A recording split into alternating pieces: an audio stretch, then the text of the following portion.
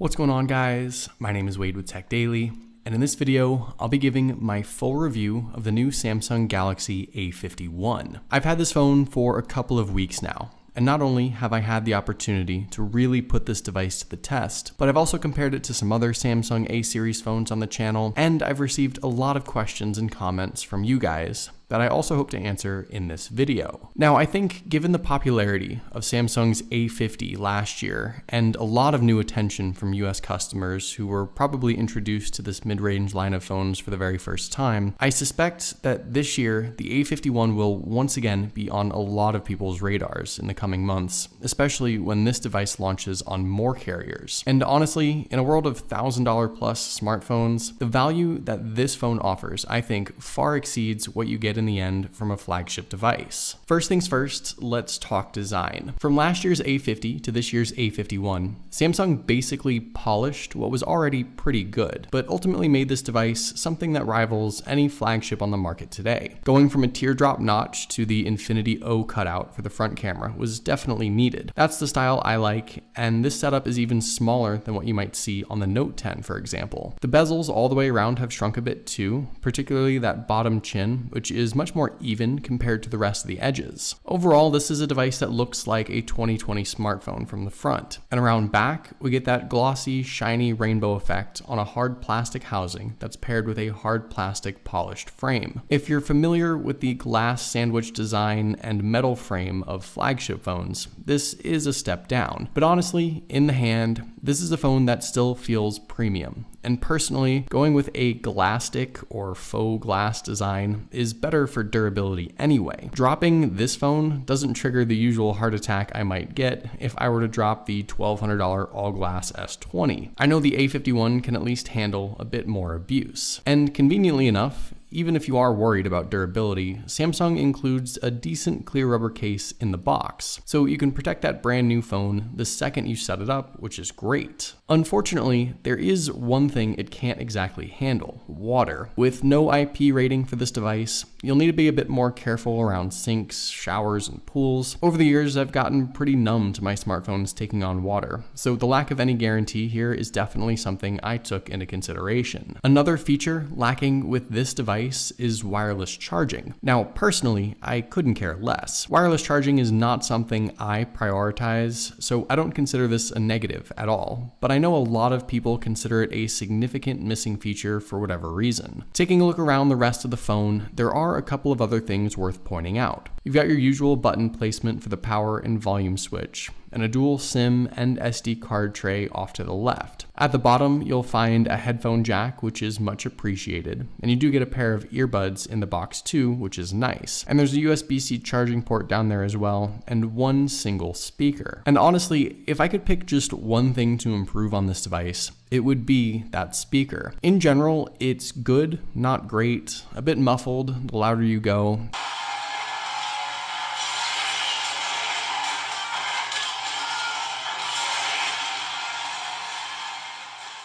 Maybe I just use the speaker more than most people, but every time I listen to it, I'm reminded just how much better of a speaker setup a lot of other phones have nowadays. It's certainly usable, it's not bad, but it has the potential to be significantly better. Like most mid-range and flagship smartphones, the A51 hides its fingerprint sensor under the front glass. Now, I've said in previous videos about this phone that I found it to be not the most accurate thing in the world. I believe that partly has to do with the built-in screen protector that ships on this device. I've reset my fingerprint a couple of times, and I've seen some improvements when I really take the time to scan and set it up. And also, as I've used this phone, I've gotten more used to it as well. But personally, I found Face Unlock to be a bit more reliable for me. The lift to wake and auto lock setup means that you have access to the phone right away. And with the improvements to the front-facing camera, which I'll talk about in a minute, I think Face Unlock is the better choice, all things considered, at least when it comes to strictly unlocking and accessing your device as quickly and accurately as possible. Obviously, for security's sake,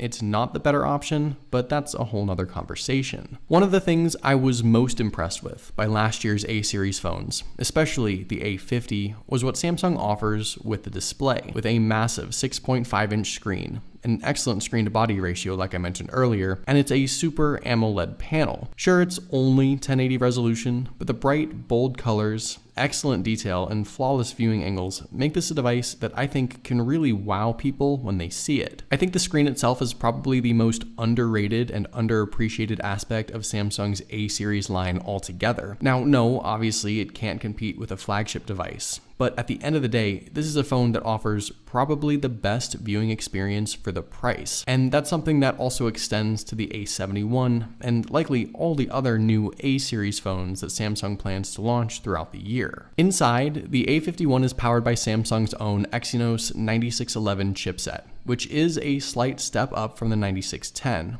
But I'll say up front that if you're buying this phone specifically for a performance boost over the A50, you'll likely be disappointed. The GPU is the same Mali G72 we've had for a while, and you've got the same RAM options to choose from, either 4 or 6 gigs. So the phone I have here is the standard 4 gigs of RAM device, and that's how I'm judging my experience with performance. And unfortunately, I just can't comment right now on how much better, if at all, the A51 with 6 gigs of RAM might perform. With all that being said though, I still think this is a device that performs well under usual conditions for most day-to-day tasks. I've had only a few hiccups with strange lag or an app crash, probably 5 or less instances that were noticeable. Beyond that, this phone has been able to handle anything I personally need to do, and even pushing it a bit harder with games like PUBG at its highest settings or Asphalt 9, I haven't found really any frame drops or performance issues at all. Keep in mind, this was actually the first new Samsung phone of the year to ship with Android 10 and One UI 2. It's usually the S line that gets the first major Android updates, so a sort of interesting move here by the company, and I think more than anything just shows how much they're pushing this A series line and trying to offer the best software experience possible. Realistically, this phone will likely see 2 years of supported updates, and looking ahead long term, I think this phone will be fine for that length of time, maybe a little longer, but if you're hoping to keep this device for 4 or 5 years, you might be better off investing a little more money and going with something like the A71 instead, which has noticeably better internal specs. Powering this phone is a pretty respectable 4000 milliamp battery, which I found to be really solid in day-to-day use. I end most days with 30% left or more, and while it isn't the crazy powerhouse that the M30S is, I don't have any complaints. The only gripe I have is Samsung's decision to stick with 15-watt fast charging support rather than going with the 25-watt standard. I can of course still get a few hours of use from 30 minutes or so on the charger, which is great, and I guess Samsung just needed one more thing to differentiate this device from the higher-end A71. I think the biggest thing this phone has going for it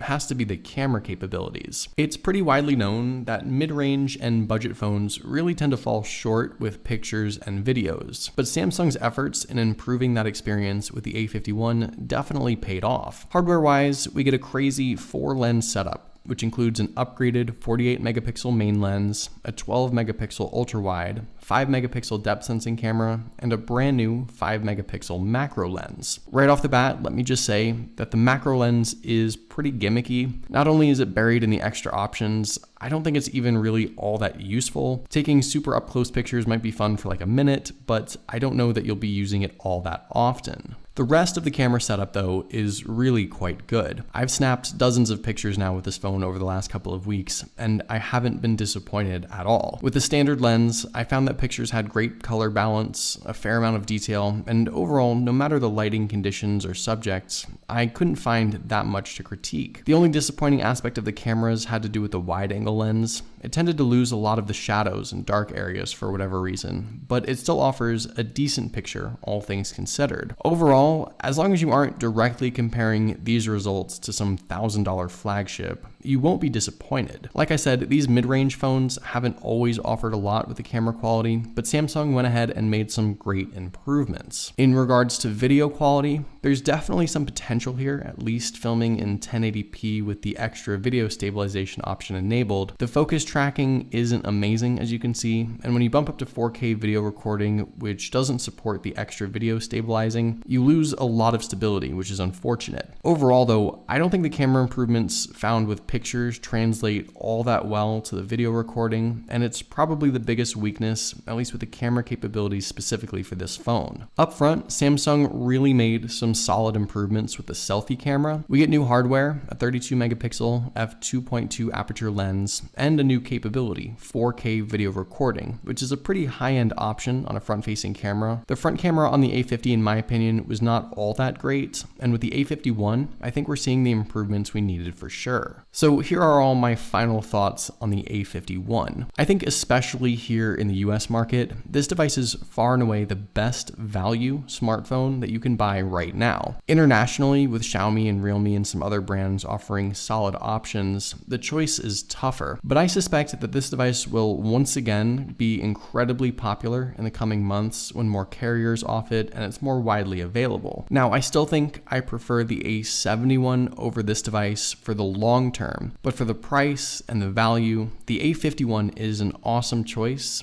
and I don't think you'll regret it.